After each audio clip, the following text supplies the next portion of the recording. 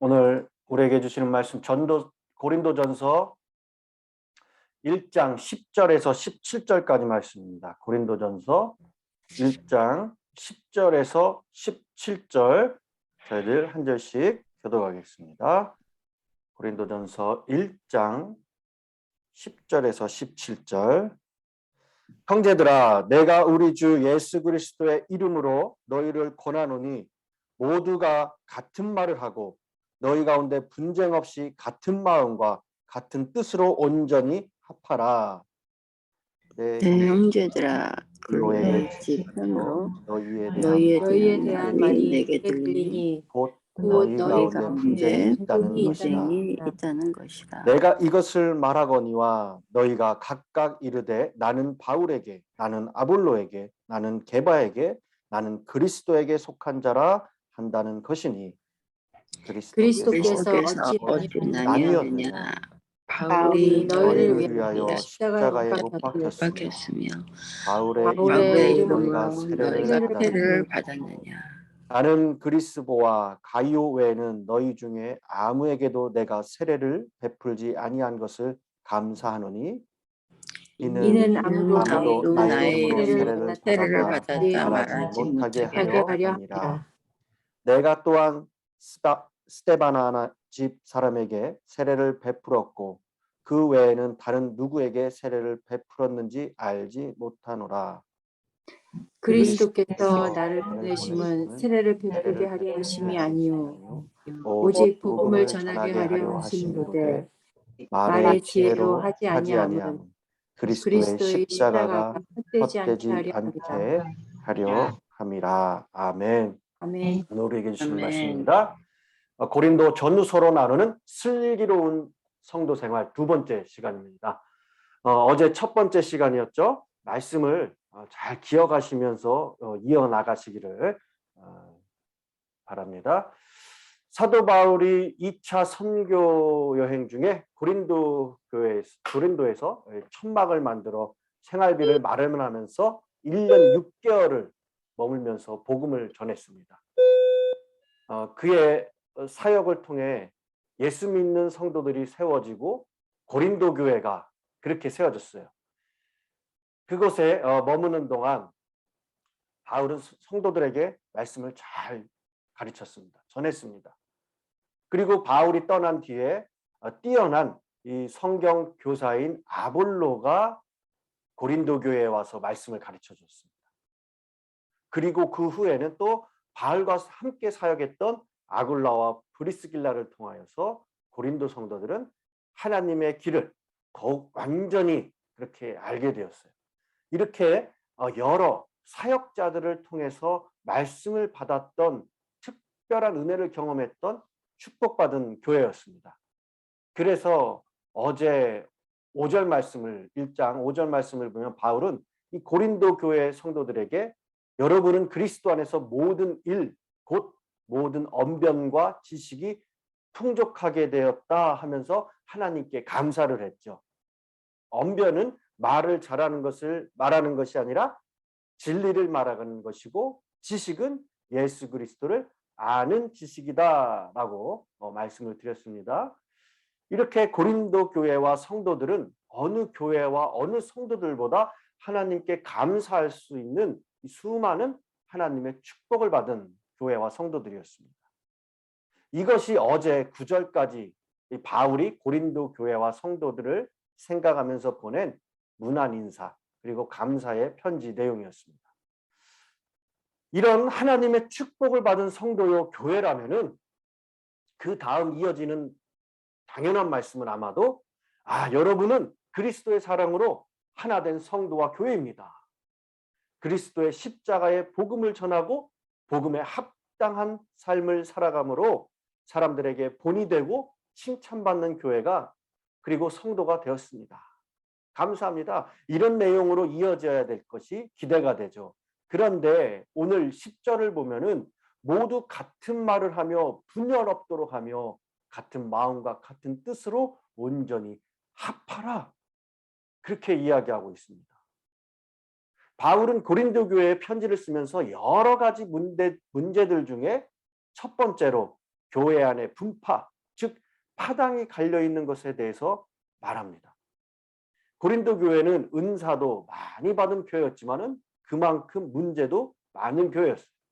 그래서 분열이 있었고 마음이 서로 갈라져 있어서 서로가 주장하는 파가 생겼습니다. 오늘 12절에서 13절을 보면은 나는 바울 편이다, 아볼로 편이다, 게바 편이다, 그리스도 편이다 라고 싸우고 있는 겁니다. 고린도 교회 성도들 중에서 바울이 처음에 우리에게 복음을 전해주었다. 그리고 우리 교회를 개척했다. 그렇기 때문에 바울을 따라야 한다. 그렇게 바울 편이 있었습니다. 그들은 율법도 폐하고 할례를 받지도 않고 오직 십자가 은혜로만 구원을 받는 하나님의 자녀다. 그렇게 주장을 했습니다. 두 번째는 아볼로에게 속한 사람들이었어요. 아볼로는 탁월하게 성경을 가르치는 사람이었습니다. 지식이 뛰어났을 뿐만이 아니라 웅변가였어요. 바울 이후에 아볼로가 와서 성경 말씀을 더 잘 가르쳐 주었다고, 그들은 더 큰 영향을 받았다면서 아볼로를 따라야 된다. 그렇게 주장하는 사람들이죠. 근데 이들은 기독교를 어떠한 지식적인 철학적인 종교로 믿고 있는 자들이었습니다. 또 어떤 사람들은 예수님을 처음부터 따랐던 수제자, 누구냐? 게바를 따라야 한다고 합니다. 게바란 유대의 이름입니다. 유대인 이름. 바로 누구냐? 베드로를 말하는 거예요. 굳이 게바라고 부르는 이유는 그들이 유대인이었기 때문에 그래요. 게바파, 즉 유대인들은 율법과 할례를 존중히 하는 자들로 이방인 그리스도인들에게 율법이나 할례를 지키지 않아도 되고 믿음만으로 구원받을 수 있다 주장하는 바울을 당연히 싫어할 수밖에 없죠. 또 어떤 사람들은 바울이나 아볼로나 게바를 따라야 한다고 주장하는 사람들을 무시하고 정죄하면서 자신들은 그저 그리스도께만 속한 자다라고 주장하는 사람들이었어요. 물론 이 사람들에게도 문제가 있었습니다. 이렇게 영적 교만과 독선이 있었어요. 이렇게 네 개의 당파는 저마다 나름대로 이론을 가지고서는 주장을 합니다. 그러나 바울은 이 모든 파들을 전면적으로 부정을 합니다. 심지어는 자신을 따르는 파에 대해서도 단호하게 부정을 합니다. 13절에 보면은 그리스도께서 어찌 아니었느냐? 바울이 너희를 위하여 십자가에 못 박혔으며 바울의 이름으로 너희가 세례를 받았느냐? 그리스도께서 어찌 아니었느냐? 그렇게 질문하죠. 그리스도는 결코 나뉘어질 수 없는 분이다. 그리스도는 한 분이시고 교회의 머리가 되신다는 것. 그리스도가 여러분, 많은 사람, 여러분이라면은 여러 종류의 그리스도의 파로 나뉘는 것이 가능하겠지만은 주님은 한 분이심으로 파가 나뉘어질 수 없다. 이 이유로 성도들이 분쟁할 수 없다라고 오늘 단호하게 책망을 하고 있습니다. 그리고 이어가는 거예요. 바울이 너희를 위하여 십자가에 못 박혔냐? 바울의 이름으로 세례를 받았냐? 그런데 여기서 바울은 아볼로가 너희를 위하여 또는 게바 너희를 위하여 십자가에 못 박혔냐? 아볼로와 게바의 이름을 가지고 세례를 받았냐 하지 않고 자기의 이름을 사용해서 질책하는 모습을 보게 됩니다. 이것은 분쟁하고 있는 자신을 따르는 당파, 그 사람들에게 먼저 매섭게 그들을 책망하고 있음을 알 수 있어요. 여기서 사도 바울의 진정한 신앙, 그리스도의 복음을 향한 열정을 확인시켜주고 있습니다. 바울은 자신을 추종하는 당파에게 내가 당신들의 죄를 십자가에 못 박힌 적이라도 있냐? 자신들의 죄를 위해서. 그렇게 질책을 합니다. 내가 당신들의 그래서 구주가 되고 그리스도가 된다는 말이냐? 나와 당신들의 구주는 오직 그리스도 한 분인데 나 바울에게 속하였다고? 아니다. 그것은 아니다. 무슨 미친 소리를 하는 거냐? 매섭게 책망을 하고 있는 겁니다. 얼마나 참 슬기로운 사도, 성도의 모습을 보여주고 있습니까? 참 지혜의 방법입니다. 그러면서 바울이 예수 그리스도의 이름으로 권하는 내용이 무엇이냐? 10절에 보면요. 모두가 같은 말을 하고 같은 마음과 같은 뜻으로 온전히 합하라. 합하라.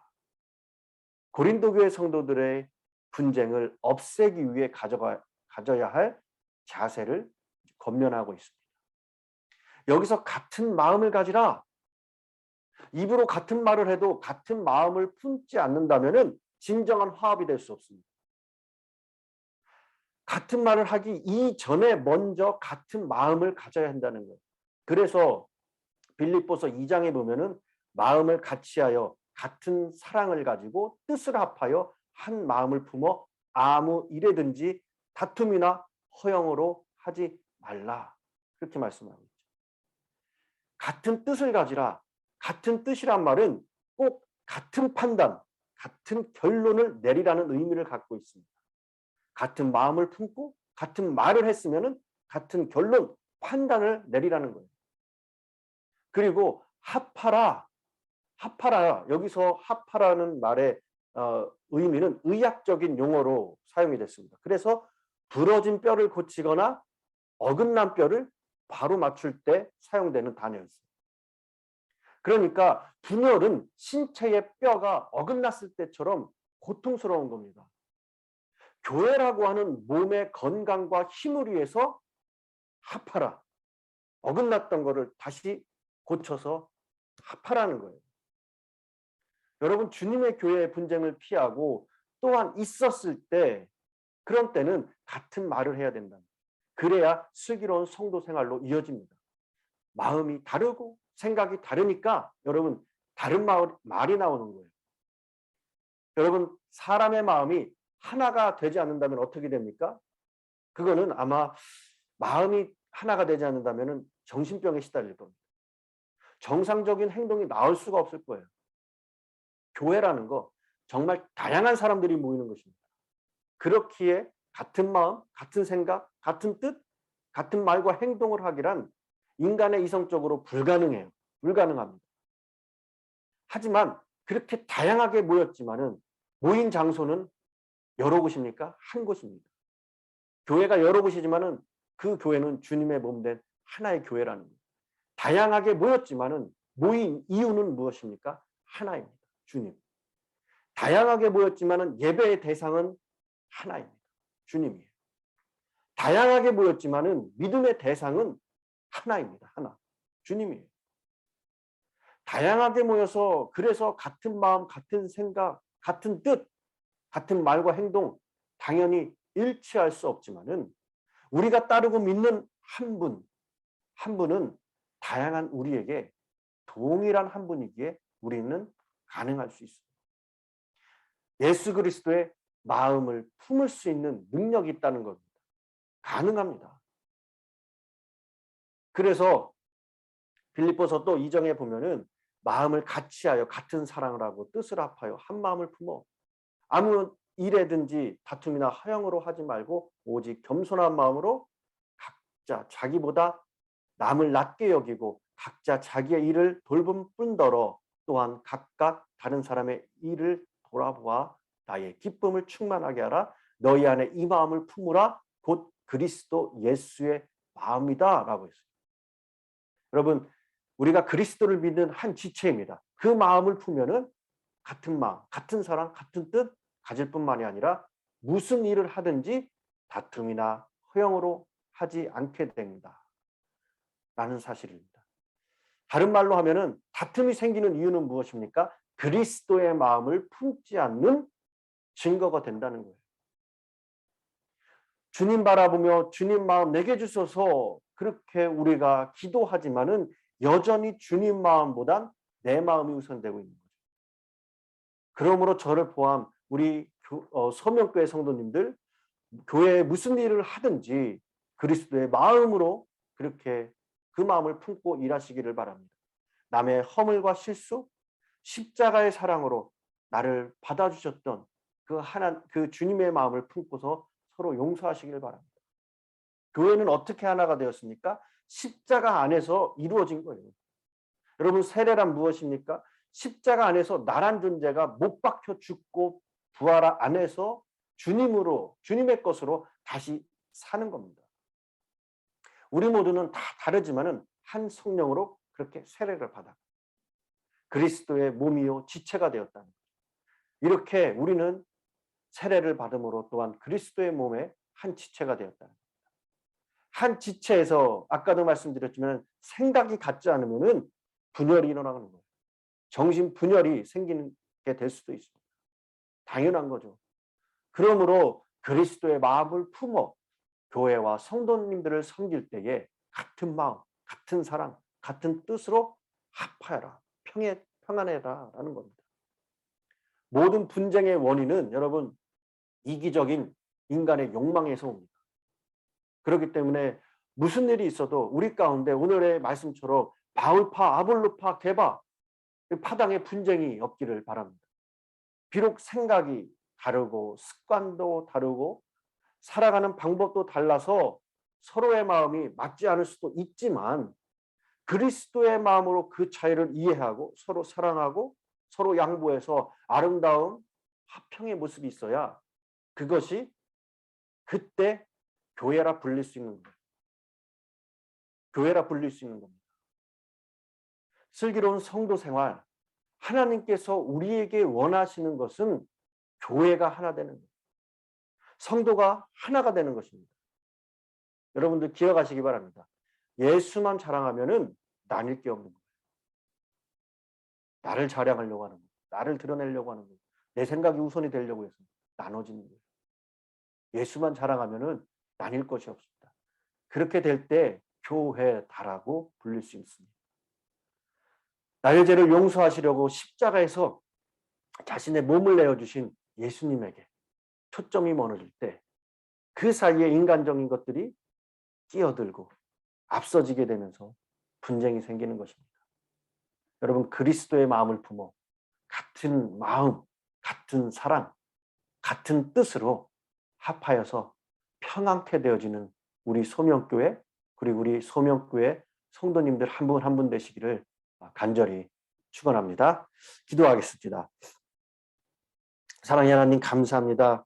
오늘도 저희들에게 고린도 전서를 통하여서 귀한 은혜를 깨닫게 해주신 은혜를 감사드립니다.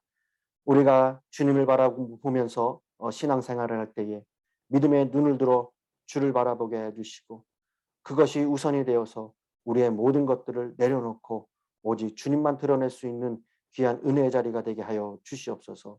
그를 통하여서 교회의 평안과 우리 가정과 직장과 내 삶에 큰 주님이 주시는 위로가 있게 해주시고 평안을 통해서 참된 천국을 누릴 수 있는 귀한 은혜의 자리가 될 수 있도록 이끌어 주시옵소서. 우리에게 구원과 사랑과 하나됨에 주신 그 말씀을 잊지 않고 사람 중심과 나의 생각 중심이 아니라 오직 말씀 중심, 오직 예수 그리스도의 중심으로 믿음 생활을 끝까지 완주할 수 있는 슬기로운 성도 생활 될 수 있도록 이끌어 주시옵소서. 주님 서로 사랑하게 해주시고 서로 이해하고 양보하게 하시고 또한 하나 되게 하는 그 영을 부어주시사 그리스도의 몸된 소명교회 주님 구원의 방주 역할로 잘 이끌어 나갈 수 있도록 주님 붙잡아 주시옵소서. 감사드리며 예수님의 이름으로 기도드렸습니다. 아멘. 오늘 말씀을 생각하시면서 기도 부탁드리고요. 오늘 이제 애쉬 웬스데이입니다. 오늘부터 사순절이 시작이 되어 여러분들 주님의 고난을 기억하고 동참하는 마음으로 우리가 이 기간 더욱더 십자가 앞으로 가까이 나가기로 합니다. 교회 성도님들 각자의 기도 제목 담임 목사님 내일이면은 도착하십니다. 안전한 여행 비행되게 해주시고 영육간의 강건함을 통하여서 우리 교회와 우리 성도님들에게 성령의 새바람을 일으킬 수 있도록 기도 부탁드립니다.